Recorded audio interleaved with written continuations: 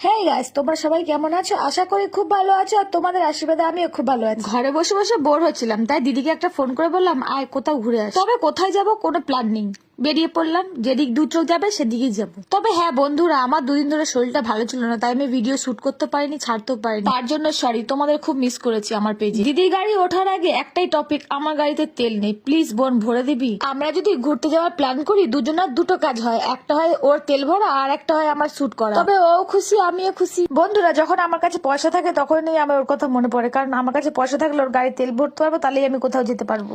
আমার কাছে পয়সা না থাকলে আমি ওর কথা মাথায়ও আনি না।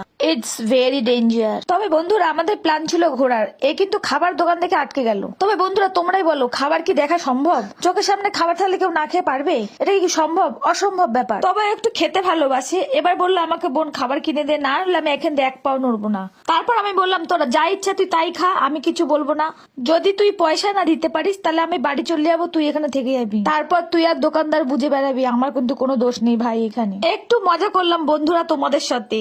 তবে এত স্পাইসি খাবার না খেয়েও কেউ পারে? তবে আমি ওকে বললাম আমি তো গাড়ি চড়ে এসেছি, আমি হাঁপিয়ে গেছি, তুই তোরা দোকানে দাঁড়া, আমি গিয়ে একটু বসি। এই বলে আমি ওইখানে বসে ওয়েট করলাম কখন খাবারটা পাবো আর আগামী সপ্তাহে বেশি খাবো। তবে বন্ধুরা, যেহেতু এটা স্ট্রিট স্টল, তাই বসার জায়গা ছিল রাস্তার ধারে। তবে রাস্তার ধারে খোলা বাতাসের নিচে বসে খাওয়ার মজাটাই আলাদা। তবে বন্ধুরা, আমাদের কোনো ক্যামেরাম্যান নেই, মাঝে মাঝে ও একটু পোজ দেয়, আমি শুট করি, আর আমি মাঝে মাঝে পোজ দিই, ও একটু শুট করে। এইভাবে আমরা ভিডিও এডিট করি। তারপর আমি ওকে বললাম আমার খাওয়া হয়ে গেছে, এবার তুই বস, তোর শুটটা আমি করে দিই।